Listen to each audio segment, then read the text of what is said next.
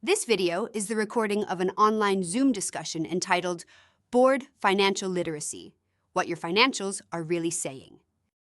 This content applies to condominiums, homeowners association, or cooperatives. Originally over 2 hours long, the Q&A, as well as other extraneous content, has been removed, trimming it to 1 hour and 11 minutes. The subjects covered include accrual accounting, the income statement, the balance sheet, and understanding how to read the financials with discernment. This is a copyrighted video by Ardor. Please feel free to bring it up. Okay, good to go. Our discussion today is the board financial literacy, what your financials are really saying. So that's our focus. What are our financials telling us? Why does it matter? Well, every major board decision has a financial impact on the community. And it's the financial statements that tell you the story of what your risk, stability, and future needs may be. So strong financial oversight protects the values of your community properties, your owner confidence, and the long-term stability of your association. There was the question about management versus board or accountant versus board. So your accountant or management's responsible for recording all the transactions, accepting all the payments, making sure they are paid are deposited properly. They're responsible for preparing the financial reports for you. They're responsible for ensuring accuracy. Your way to be sure that they're doing things correctly is the annual reporting that you are required to do based on the size of your communities and types of your communities that you are required to do and provide your owners. Well, it's also a way for you to understand that your management company or your accounting agency is preparing the financial statements appropriately. The board's responsibility then is to ask questions, to identify trends, evaluate risks, and to make decisions. So basically, they provide you the accounting. You make decisions based on that accounting. You look for potential problems or insights, whatever it might be. Somehow, you're interpreting what management or accounting is giving you so that you are clear about the state of your communities. So the board doesn't do the accounting, the board provides the oversight. 3 simple questions that you should be able to answer every month when you review your financials. First of all, do we have enough cash? And that's based on a lot of contingents and nuance. Are we operating within our budget? And are we financially stable long term? If you can answer those 3 questions every month, you're providing effective financial oversight. Every month in your financial package, this is the list of what you should be getting. At minimum, you should be getting an income statement that compares your budget versus actual expenditures. Should be a period to date as well as a year to date. You should be getting a balance sheet. You should be getting a bank reconciliation. You should be getting an aged receivable report, that is your delinquencies. You should be getting an accounts payable report. You should be getting a reserve fund summary or operating statement. And you should be getting copies of your general ledger. That should be the minimum amount of things that you're receiving as part of your monthly financial package. Of those, the 2 most important reports that you'll be looking at are, first of all, the income statement or your budget versus actual or profit and loss statement. Has a lot of headings or has a lot of labels, but it's all the same. It shows how your association is performing this year, your revenues versus your expenses, shows you how you're performing against your proposed budget and any variances, and it shows you any operating trends based on your monthly churn, that monthly turnover. The balance sheet is the second most important report you should look at. This shows the association's financial health. Basically, it's a snapshot. It's a moment in time, and it shows your cash balances, your fund balances, your receivables, your payables, and your overall financial position as an association. All of the other reports are supportive of those two reports.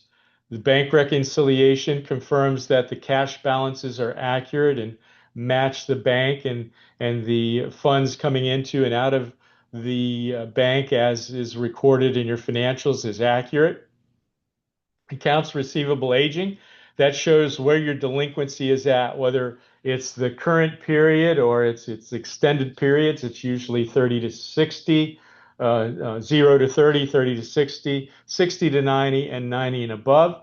So it gives you the ability to analyze your collections risk, your accounts payable listing. It identifies your unpaid bills, and you should determine whether those are short-term or long-term obligations, or they're being paid in time, or they're being paid slowly. Your reserve fund summary that tracks your long-term funding and reserve balances. This is especially necessary when you are having reserve funds spent for projects, and we'll look at what a reserve operating statement might look like. And your GL, your general ledger. That provides you transaction detail for investigation or answering other questions. Money gets moved around on the back end. Items get reclassed as far as payments or for expenses. Well, your GL is where you're going to be able to track all of those things down. So that's the minimum group of financial statements that should make up your monthly package. So let's just think about then some understanding of accounting. First of all, we're going to talk about accrual accounting. And the basic meaning of to accrue something is that it's to build it up or earn it or be owed it over time, even if it hasn't been paid. And probably the best example for most of us is, we accrue vacation, right? We work, we accrue vacation, it's owed us, it's not been paid, but it belongs to us. And if we were to stop working today based on the policies of our employer, they would pay us at some level for the things we had accrued because it was due us. It was owed to us. So the simple meaning of to accrue something is that the activity has happened, an obligation exists, but cash hasn't moved yet. So cash versus accrual accounting. Uh, Hopefully none of you are on a cash basis accounting. Cash basis accounting records income as cash is received. It records expenses as cash is spent out of the bank. So it focuses just on that in and out bank activity. But cash accounting leaves a lot of questions. You could have a lot of bills to pay that never show up in your accounting because they don't have enough money to pay for them yet. So they could be sitting on somebody's desk waiting for your association to get the money to pay them. And you could have thousands or hundreds of thousands of dollars in invoices to be paid, but look at your financials and everything looks just fine because the only thing it's tracking is the money you've taken in and the money you've spent without any regard for what you owe. That's why the accrual basis is so much better. It records your income when you've earned it. It records your expenses when they are incurred. So it gives you a true financial picture of your association's financial position. And we're going to take that just a step further, the cash basis versus a modified accrual basis of accounting, because that's what's happening generally on a month-to-month basis for your associations. Again, income's recorded when the assessments are billed. The expenses are recorded as they are incurred. Your financial should track receivables and payables, and it provides then you that practical operating picture for your association. Full accrual or GAAP, General Accepted Accounting Principles accounting, will take it one step further at the year end, and it will make multiple adjustments for small timing differences and so forth. So those smaller incremental adjustments don't really need to be made on a monthly basis for you to have the full picture of what's happening in your community. So you're most likely working on a modified accrual basis as opposed to the full accrual basis. And the full accrual basis will be what's reported on at the very end of the year or your fiscal periods. So while accrual accounting matters to your board, it's the true record of performance. You're really seeing whether there's an operating surplus or deficit when you're looking at your accrual financials. There are fewer surprises. You're able to spot risks and shortfalls before they turn into a cash crunch. Your liabilities are clear. You know what you owe to vendors and service providers. Better budgeting. You're able to track your real performance versus the budget each month. It's not just what you've spent, it's what you owe, it's what you've incurred. So cash just shows your bank balances. Accrual shows your financial reality. Last financial or accounting principle we're going to talk about is just that every transaction has two sides. Debits and credits are what they're called, but those two sides are either increasing one account and decreasing another account or vice versa. And there are always two entries for every account entry. That's how your accounting stays balanced. So it's called a double entry accounting system. That's why the balance sheet always balances, and you can trace these entries throughout your financials, your income statement and balance sheet.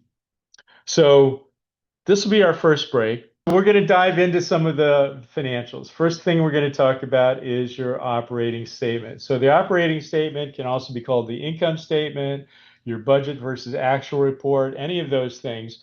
And basically, it reports your activity, income and expenses, income and revenue versus your expenses, month to date typically, and year to date. The only reason you wouldn't get it on a monthly basis is if you're maybe only collecting the fees on a quarterly basis. But I would suggest if I was a board member, I would still want them on a monthly basis because you're still spending money during those periods you're not collecting money. So you really want to see what's happening in your bank accounts and so forth every month.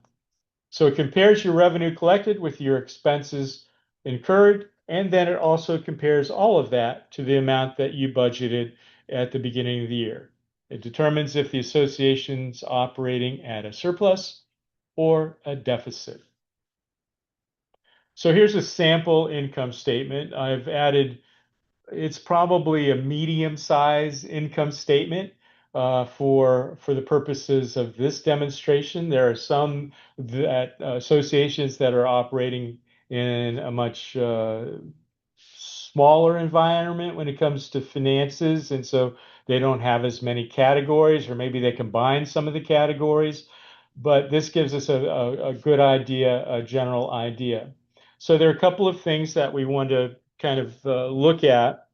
First of all, the question came up earlier about the where those reimbursements for things like if the association is charging you for a late fee, where are you showing that the owner paid for the late fee? So there should be details on your income side that is demonstrating those type of fee reimbursements. In this case, we're doing late fees, um, miscellaneous income. That could be things related to maybe fobs or anything that you're selling like that.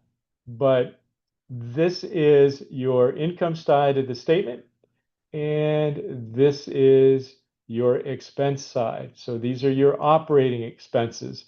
These are the things that is recurring on a monthly or on a regular basis in the community. And I just wanted to bring out one thing, and that is for the purposes of budgeting, remember you're a not-for-profit corporation. And as a not-for-profit corporation, this is how you have to budget. I deliberately set this up as a 1231 operating statement so I could show you the year-to-date budget at the end of the year.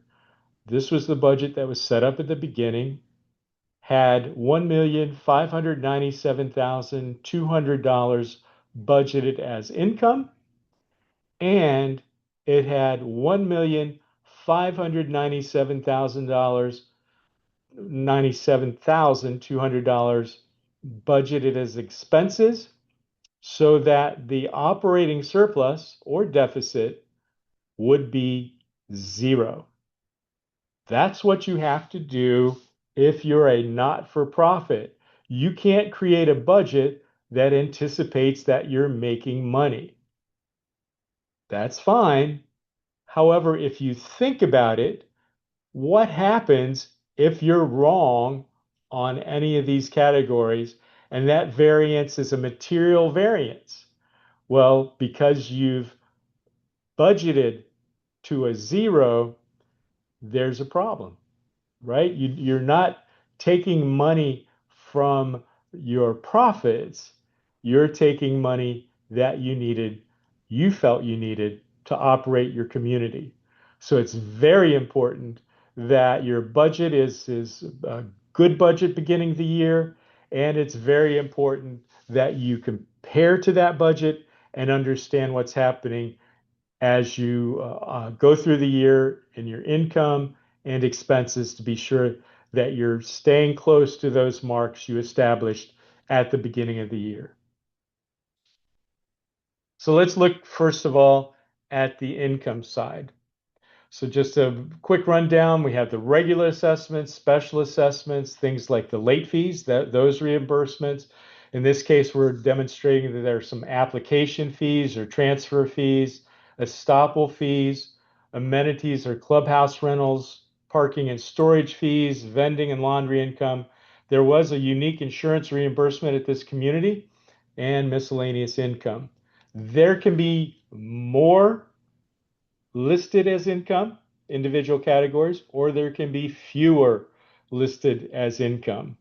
The point is you need to have them listed out in enough detail so that as a board, you can understand what's happening at your community and make financial decisions. We're going to talk about it in a little while, but while we're right here, also note that the budgeted income items only include those items which can be counted on as a regular or recurring income. So your regular assessments, when the special assessment was set up, in this case, board determined that estoppel fees were steady enough over a historical period that they were going to include a budgeted item for the estoppel fees on the income side, and then parking and storage. Those are probably additional parking spaces or storage rooms that owners can rent that they get regular income from. But all of the other ancillary income items are not used in the calculation of the income for the budget because they're not regular, subject to receiving them on a periodic basis. So the association income represents the financial resources collected to operate, maintain, and protect the community. That primary source of income is the regular owner assessments established by the annual budget and any special assessments that are approved for specific projects. Additional revenue, things like that, interest earnings, late fees, user fees, fines, other miscellaneous sources of income are on there as well.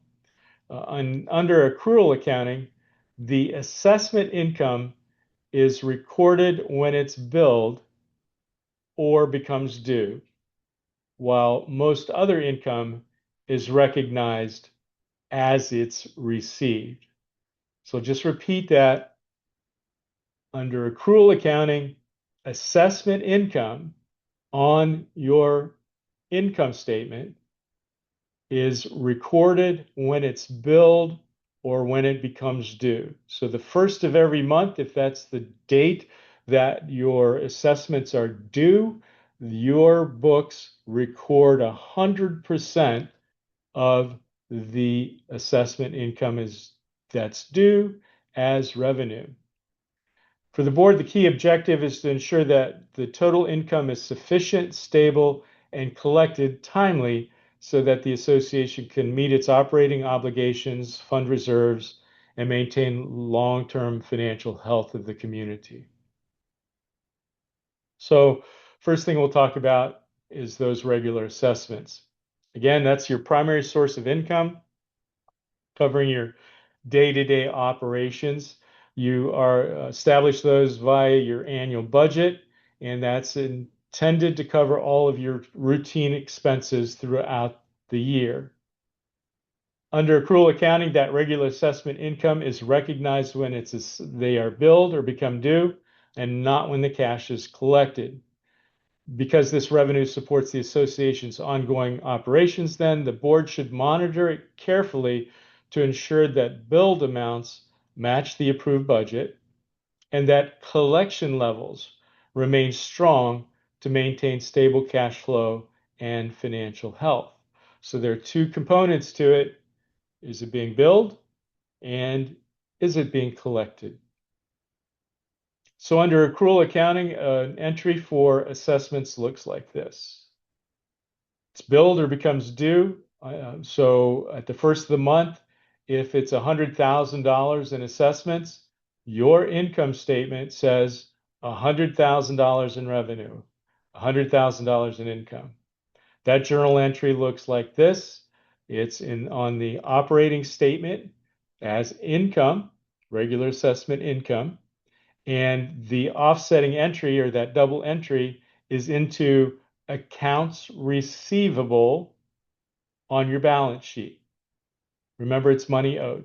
So we've earned it, it's owed to us. So that whole 100,000 is booked into accounts receivable. It records then the revenue as earned and establishes the amount that's owed by owners. Then if during the month, over that period, 95% of the association assessments due are collected, you've collected $95,000. Well, what that's going to do, as it's being collected, it's going to debit cash. In other words, it's going to increase your cash account because you're collecting the cash, and it's steadily then going to reduce or credit your accounts receivable account. So your accounts receivable will go down by the $95,000. At the end of the month, for this particular 30-day period, you're going to show $5,000 in accounts receivable. Those are delinquent, and if you want to call them delinquent or past due balances, those are 30 days past due. So that accrual accounting method allows the board to see the true revenue earned for the period, while the accounts receivable shows the collection risk. That helps separate the operational performance from the collection performance, both of which you should be looking at as a board. Special assessments are handled just like regular assessments. So the income is recognized as it's billed or assessed to the owners. If it's a lump sum payment that's due, it's going to show up as income in that lump sum payment. If it's spread over 3 months, 12 months, whatever it might be, that's how it's going to appear on your income statement. And then the same thing's going to happen on your balance sheet. You're going to show an accounts receivable for special assessment for the amount of those funds that hasn't been paid by the owners. Other income, then, those revenue sources that we talked about, those miscellaneous or ancillary income sources, are generally then only recorded on a cash basis. That's why you're on a modified accrual. So as that income is collected, it's recorded, and you're able to see it on your operating statement. These sources are generally smaller, they're less predictable, often contingent on collection or usage, so their recording as they're received provides a more conservative and practical approach to understanding your financial position. So the board should view other income as supplemental revenue and avoid relying on it to support ongoing operating expenses, since it may fluctuate from month to month or year to year. Remember, as we showed you in the year-to-date budget, none of those line items were used to support income against the operating expenses for 2025, even though we're collecting some of those things. So they become the additional income we might need if there's something that comes up that's more expensive for us on the expense side. Association expenses. So these are the costs that are incurred on a regular basis. The regular churn, the things that turn over, the things that you do regularly every year, the expenses that keep the association running, those routine things. They don't include any significant capital expenditure or replacement of capital items. So this is just your recurring items on a monthly basis for your expenses. Under a modified accrual basis, then the accounts payable is just like the accounts receivable. If you've received a bill and the service is due, it's booked as an expense, but the offsetting entry is accounts payable. And then when you as an association cut the check for that expense, it reduces your accounts payable, and it also reduces your cash. So the fact that you have accounts payable at month end is not unusual based on just typical cycle for paying bills.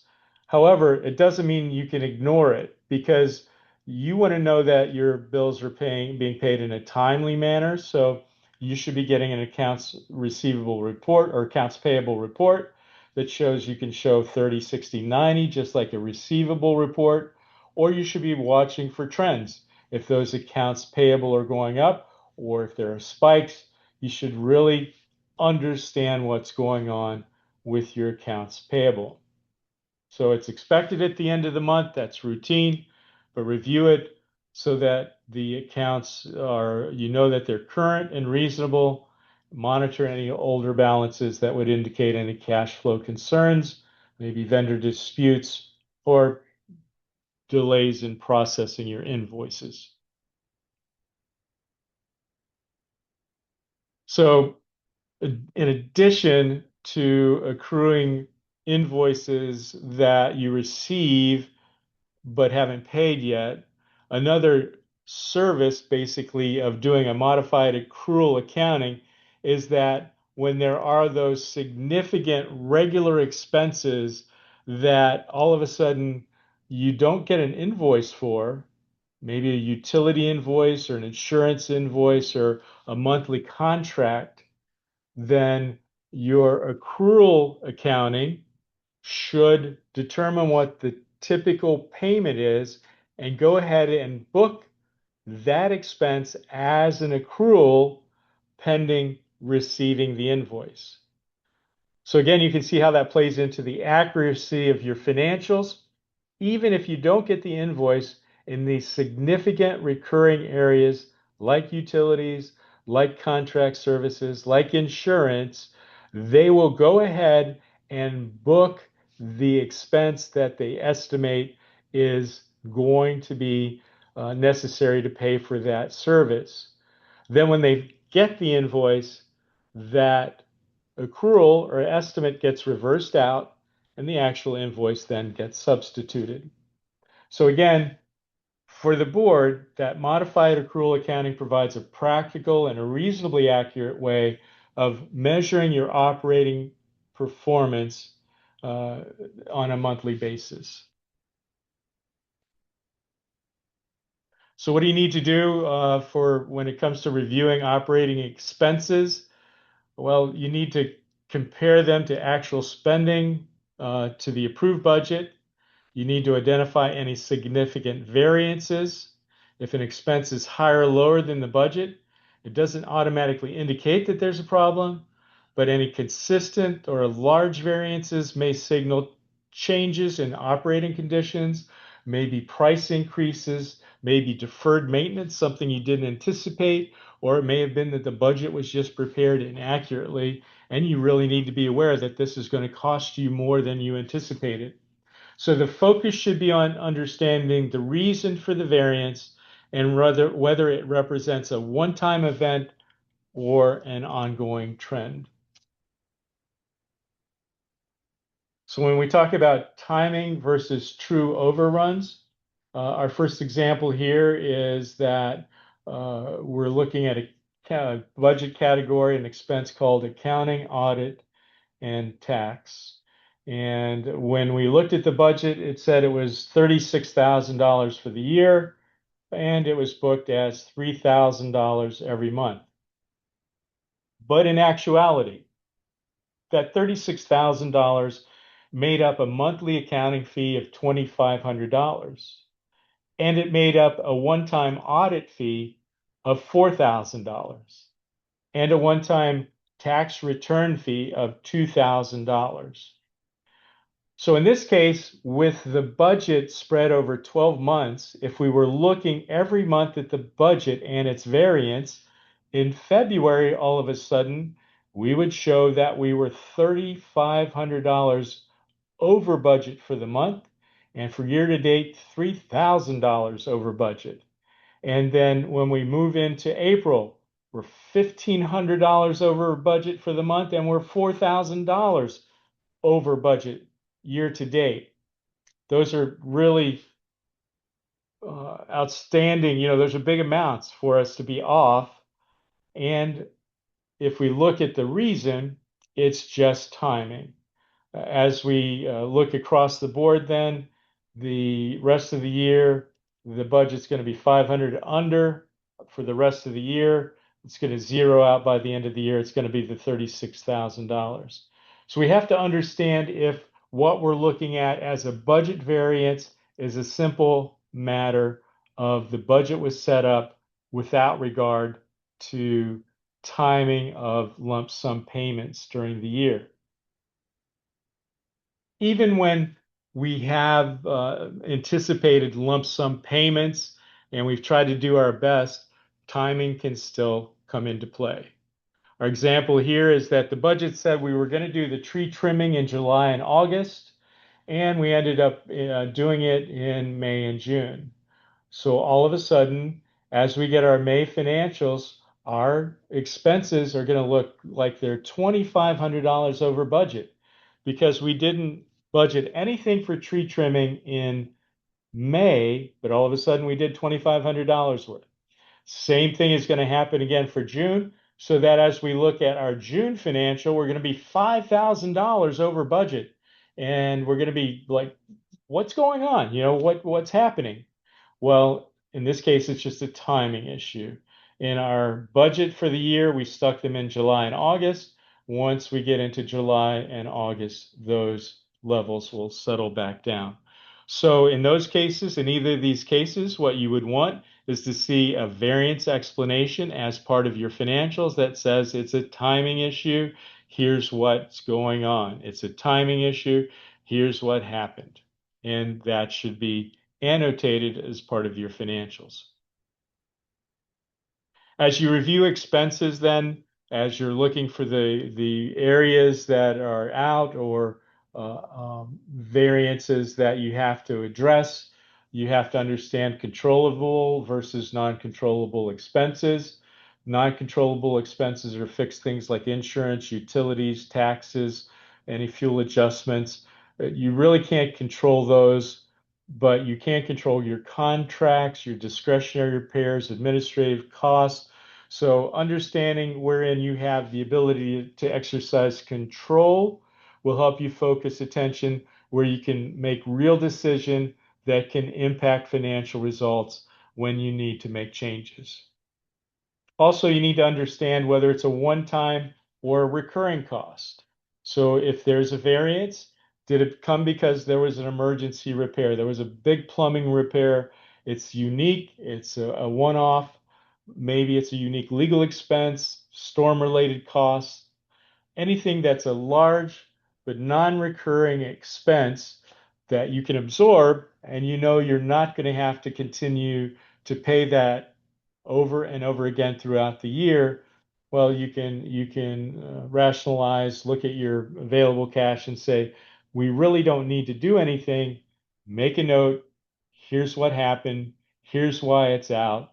And here's why it's not going to affect our long-term budget or our budget next year. Deferred maintenance risk. This one deals with the idea of you're coming in far below what you anticipated for repairs for the year. And the caution here is to be sure that you're not in a situation where you're not performing repairs that should be done, and that's reflected in what you've spent so far this year. But because you're not doing those repairs, the little things could become big things.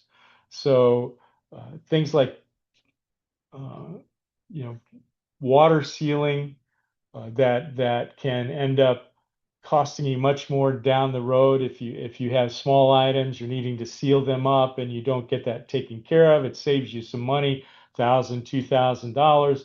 That might look good on paper, but when it comes to down the road, when that concrete is deteriorating or the rebar is swollen and rusted, it wasn't a good decision. Also, you have to be conscious of the relationship of your expenses to your cash flow.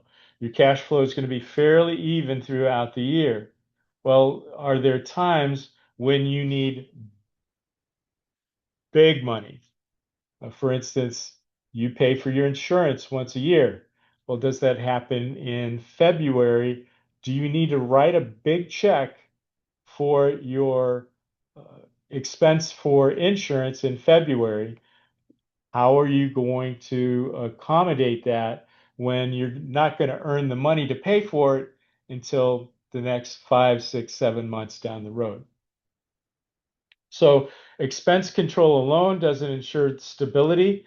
You have to evaluate your outgoing payments or expenses together with your cash flow and your collections. Make sure you're collecting all of those fees and assessments. Also, it's expense trend monitoring. Are the utilities trending upward year over year? You might see it year over year, or you might even see it within a single year where they've been fairly steady throughout the year. You see a trend up going. It might have been from an rate increase. Is repair spending increasing? Well, are you in that cycle where there are a lot of things that are breaking because of the age of the community? Well, what does that mean then for your future financial planning for the association? And are your insurance costs rising faster than the assessments? That's been an issue for us over the last few years. Fortunately, my understanding is we're getting relief from that now over this year and hopefully for the next few years, if we stay fairly uh, storm free, we're going to see some good downward trends when it comes to insurance. So you have to be conscious of any expense trending that might put an impact on your financial position as a community. So the board expense review questions are total expenses within the budget year to date.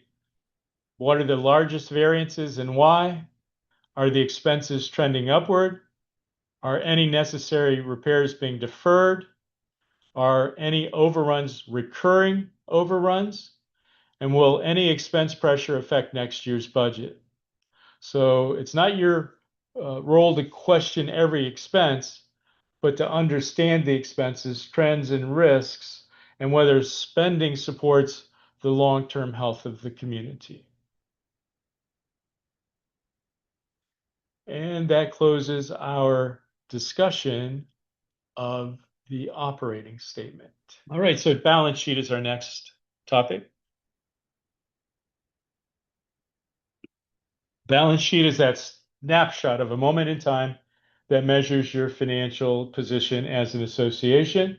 It looks at what the association owns, its asset, what it owes, its liabilities, and the fund balance or equity. And as someone mentioned earlier, part of that is your accumulated cash over a period of time or equity position over a period of time.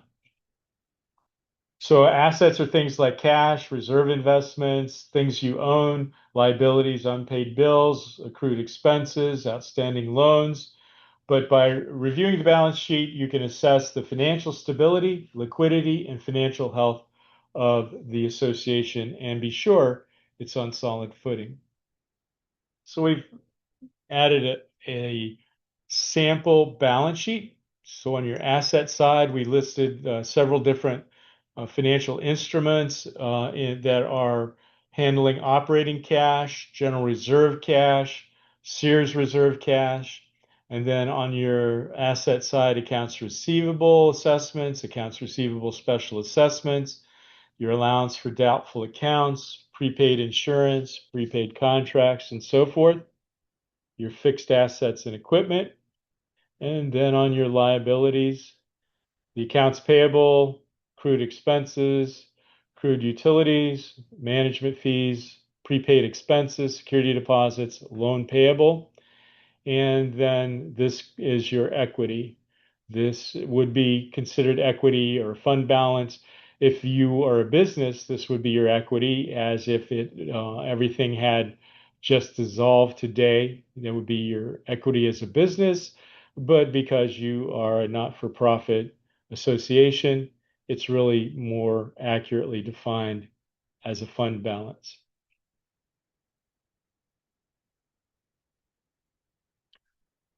So our assets are everything that the association owns or controls that has financial value. Cash, accounts receivable, prepaid accounts, property and equipment are the primary categories. Cash is usually divided into two areas, your restricted and unrestricted cash. Unrestricted cash, usually it's referred to as your operating funds. That's what you have available to pay the association routine expenses on a day-to-day basis. Your restricted cash, on the other hand, has a legally designated purpose. And those restricted cash accounts can be for your general reserve funds. If your condo with three or more stories, your SERS reserves could be special assessment funds. All of those things are your restricted types of cash. And so separating your restricted and unrestricted cash helps ensure that the association is meeting statutory and fiduciary requirements, protects those funds for long-term obligations, gives the board a clear understanding of how much cash is truly available then for long-term and compared to the day-to-day operations. So your cash should be clearly labeled on your balance sheet so that you understand what it's designated for. Operating fund balance. So those operating funds to pay on a regular basis from a generally accepted business standpoint, there's no rule regarding this. There's no statute, but CPAs, reserve specialists, the management business I've been in forever, always recommend 3 months of operating expenses. So if your operating expenses for a year are $550,000, divide it by 12, multiply it by 3, you should try to have about $137,000 of operating funds available for the association. You should make adjustments to that common guidance if it's an older community and the likelihood of some unforeseen maintenance issue coming up. If you have high insurance exposure, for instance, you're self-insuring or have high insurance deductibles, and in communities where there's a delinquency concern, where you're looking at the accounts receivable, and that accounts receivable is continuing to go up. People aren't paying. We dealt with that in the housing crash a few years ago. Your operating funds versus the reserve funds. Your operating funds are for things like utilities, landscaping, management fees, your routine maintenance, insurance, repairs. Again, think monthly. I always like to call it the churn. You know what's churning every month, every month, every month. Now, maybe some of it's more annual or biannual or quarterly, but it's the things you look at paying every year. Your reserve funds are those long-term items, those capital replacement items. They're used for major replacements like roofs, painting the entire community, paving, elevators, pool resurfacing, any other long life components. And then we mentioned the SERS reserve. So for those of you who have 3 or more habitable stories in your condo, you should be looking at 2 types of reserves: the general reserve fund, and that's going to be set aside for painting, pool, paving, improvements, again, major items that are not structural related. They focus on appearance and functionality. And then you should have a structural integrity reserve fund that includes monies for roofs, structural elements, fireproofing, waterproofing, plumbing, windows. That's a requirement under Statute 718. It cannot be waived. It has to be funded on the basis of remaining useful life and focuses on life, safety, and building integrity. In both HOA and COA, the majority of owners can vote when it comes to regular general reserves to make adjustments, to waive them, to not have them, and so forth. So we're talking about where then do you put your money? The FDIC insurance is the key answer when it comes to asking where do we put money that's the association's money.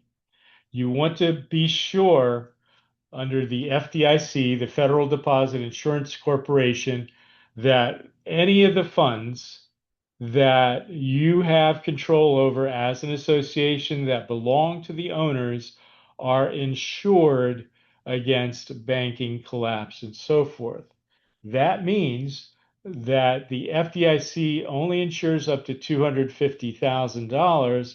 So if you only have a normal account, you can only have up to $250,000 in the bank, that particular bank, and be safe.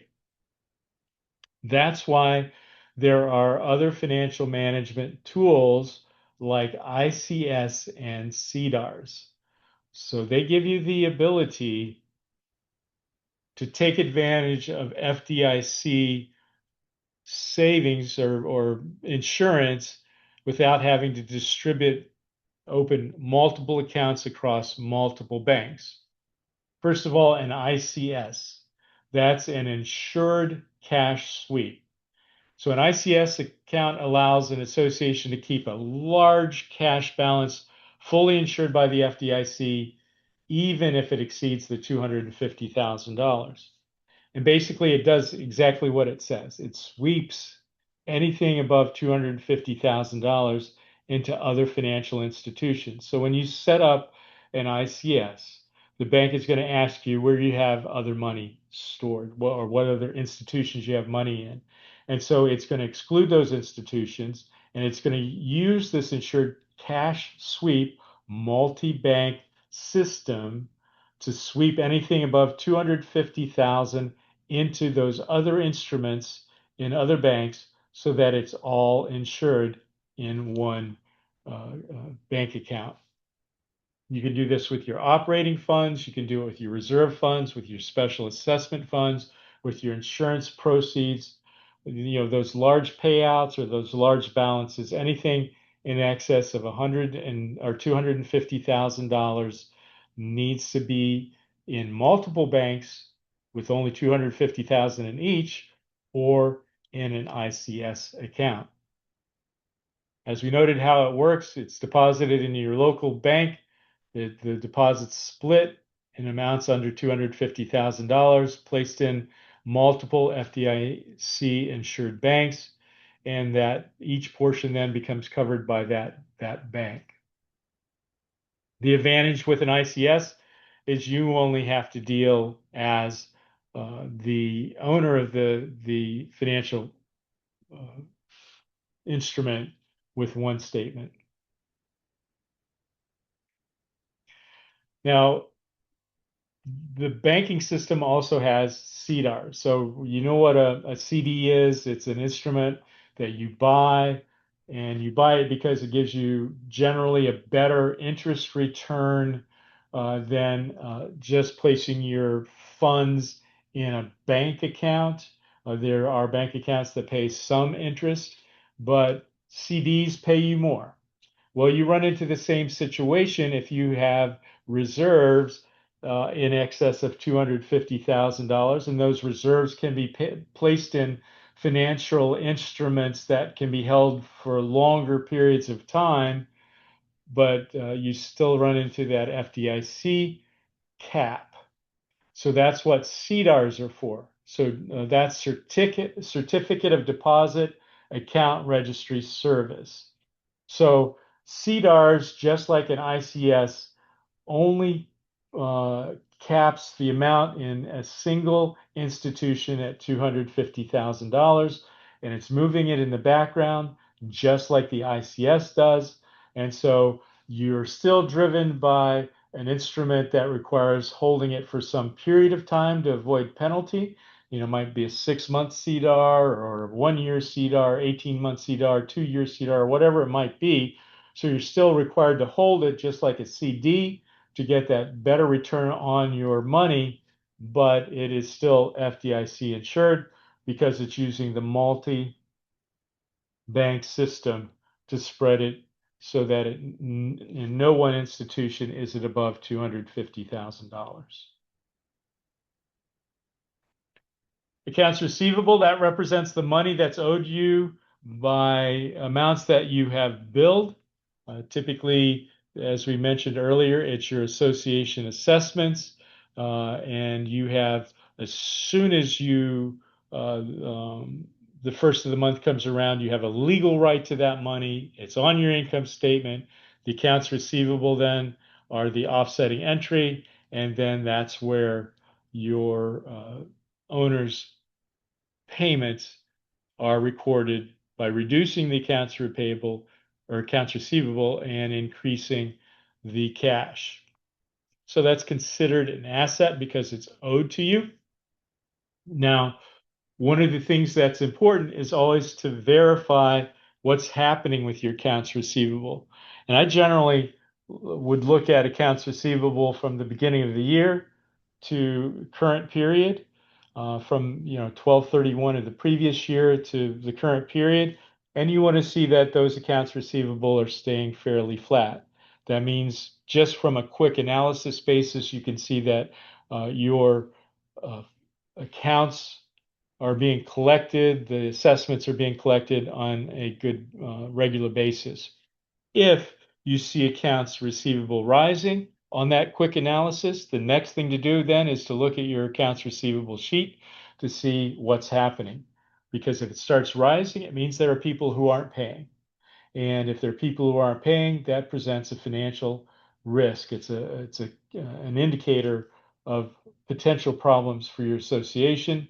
So you need to know if they're rising. And at times it can go down because you start the year, it never resets until you write it off. So it never resets. So if you had financials had accounts receivable from previous periods, like somebody who had been foreclosed on or something like that, and that finally got resolved, well, all of a sudden you could see a huge drop in your accounts receivable because you got this big payment from selling a unit that you had control of and had a huge amount of assessments due. But you just want to be sure as you look at the accounts receivable that at least they are maintaining on a steady basis. As you also look at accounts receivable, industry standard is that it should be at 5% or less of your collection. So if you look at your accounts receivable, do a quick calculation.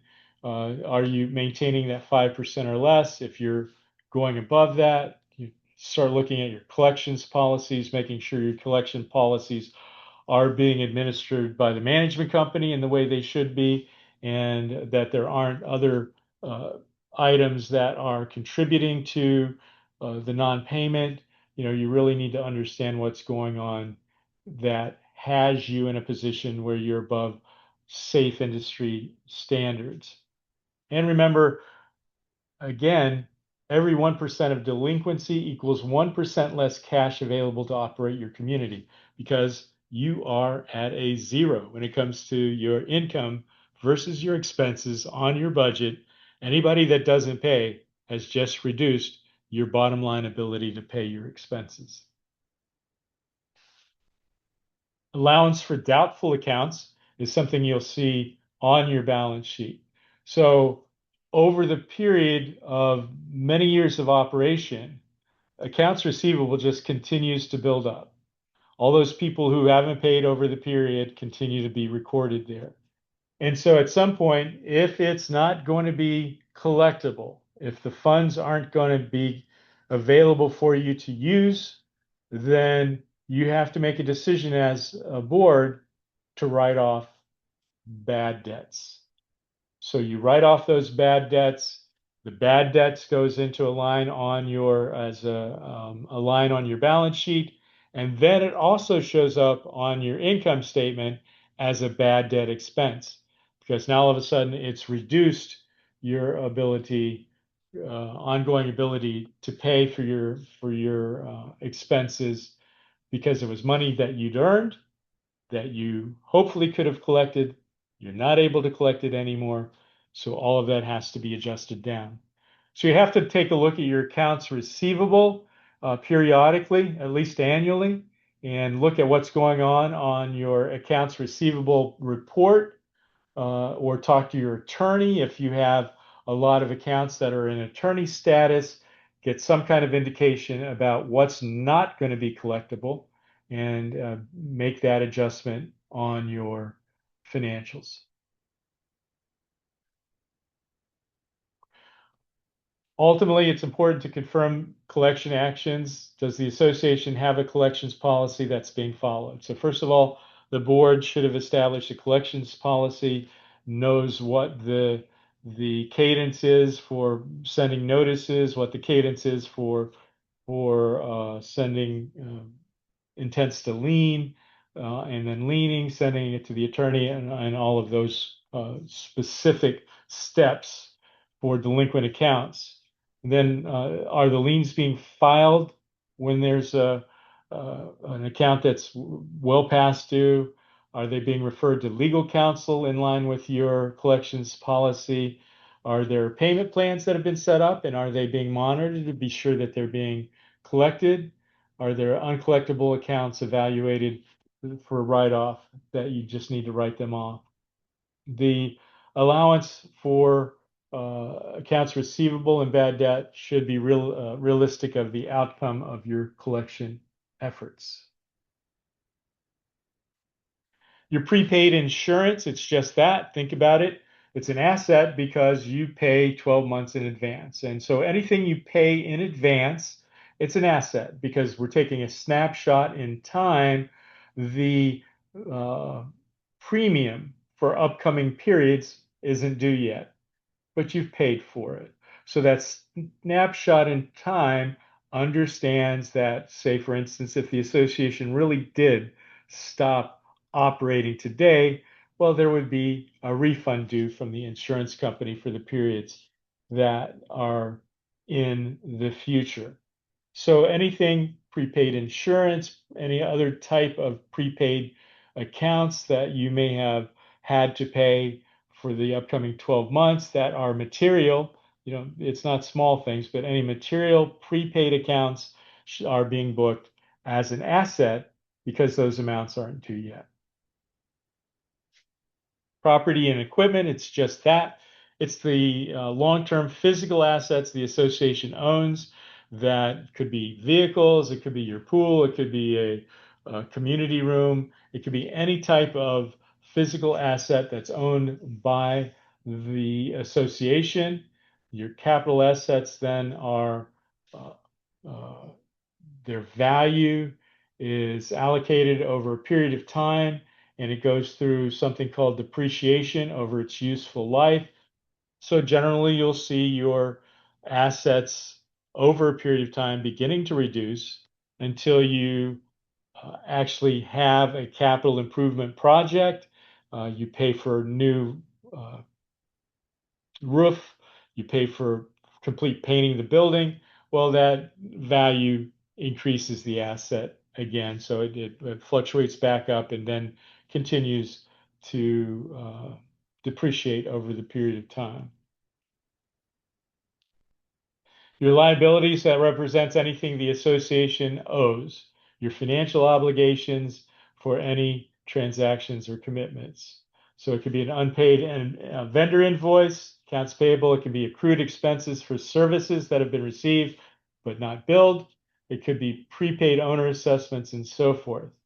They're recorded on the balance sheet because they represent claims to the association's assets that must be fulfilled in the future. The understanding of liabilities is important because you really, if you're looking at just cash, but you're not looking at what your liabilities are, you can miscalculate the financial position of your community. So those obligations include things like accounts payable, accrued expenses, prepaid assessments, security deposits, and loans. Accounts payable, it's just that. It's those invoices we talked about earlier, that normal processing. You get the invoice for services in July, you're paying it in August. Well, that's a liability. That's an accounts payable that shows up in your balance sheet. So it's recorded that way to indicate that the dollars are committed. They're as good as spent because they're due to be paid on an obligation. So if you're looking at your cash and you've got $1 million, but you've got $1.1 million of short-term accounts payable that are due in the next 30 days, you're in trouble. That $1 million cash is really insignificant. So you just need to understand what your accounts payable are representing. Accrued expenses in the same way. Services you've received, invoice may not have been received. It could be utilities, contract services, payroll related is the most common one. In other words, you've had 2 months or a week or 2 weeks of almost 2 weeks of salary that's been accumulated, not paid yet. Well, that's an accrued expense to the association because it's going to have to be paid out at the next cycle for the pay period. So accrued expenses, any number of things that might be obligations that will require future payment.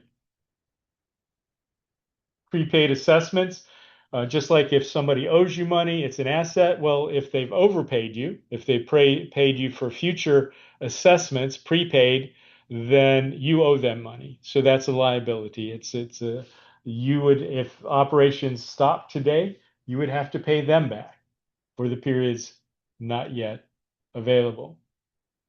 If you're taking security deposits on anything, that's a liability because that's money that's in the bank that's set aside that's due to be refunded for a specific reason. So security deposits are liabilities recorded on your balance sheet. Loans payable, simply that. If you've borrowed money and for whatever reason to do work on the community, however you've incurred loan, your your loan principal shows up as a liability on the balance sheet, as well as then the interest shows up as an expense on the operating statement.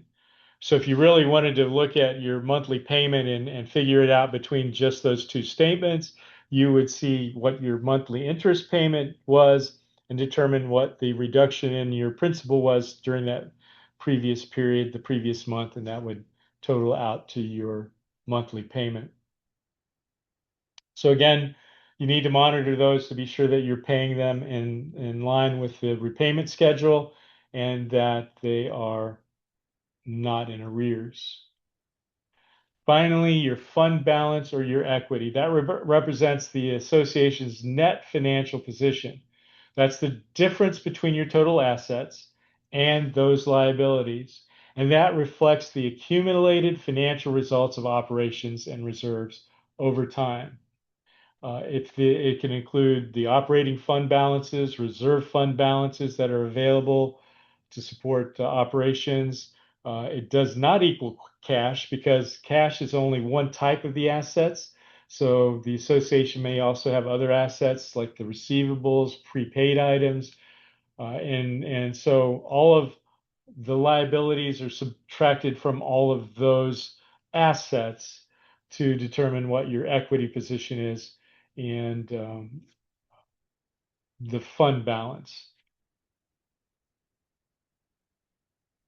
A replacement reserve operating statement, if you have activity in your funding of replacement reserves, we said that's for capital items. If you are using those funds for any type of capital improvement, if you've contracted for painting, you've contracted for roofs, whatever it might be, if you're spending any money out of those replacement reserve accounts, you need to have statements that reflect what's going on in the reserve accounts. Remember, they don't show up on the standard operating statement because that's your monthly recurring items. It's not these one-off long-term capital items.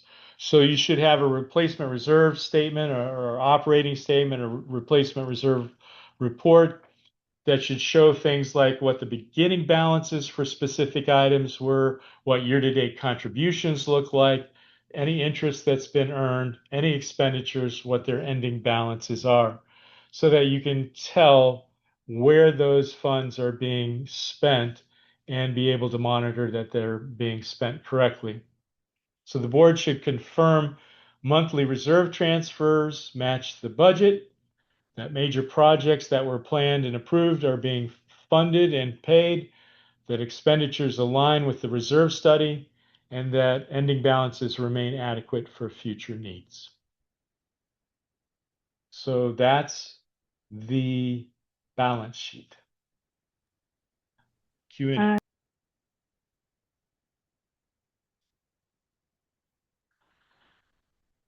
All right, so it's just down to just the reminders of what we do as a board. Board financial review, what to look for. Your responsibility is not to review every transaction, but to identify financial risks early, confirm the association's operating within budget, ensure there's adequate cash and reserves, monitor any trends, not just monthly results, ask questions when something appears unusual. So the big takeaway, focus on trends, risks, long-term financial stability. When reviewing the operating statement, the income review, is the assessment income on track with the budget? Does year-to-date income meet expectations? Do delinquency levels indicate that they are not increasing, your accounts receivable, Are special assessments being collected as they should be? Operations are not relying on unpredictable or other income to be able to support the expenses. Key question here is, are revenues stable and being collected in a timely manner? Your expense review, look at the total expenses versus budget. Look at any significant variances to be sure that they're not timing or incidental, but that they are true variances that need to be addressed. Recurring versus one-time expenses. Are there any signs of deferred maintenance at the property that aren't being addressed that could result in larger expenses later, or indicate the reason why we're saving money this year is we're not doing what we should be doing this year?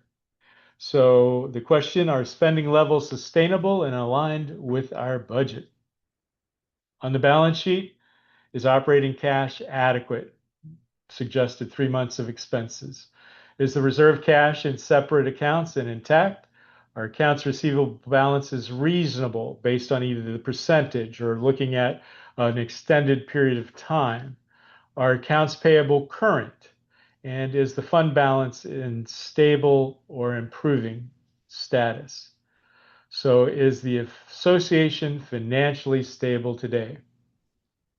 Big picture, the effective financial oversight means reviewing reports consistently, understanding trends and risks, asking questions when something changes, ensuring adequate operating cash, fully funding reserves for future repairs.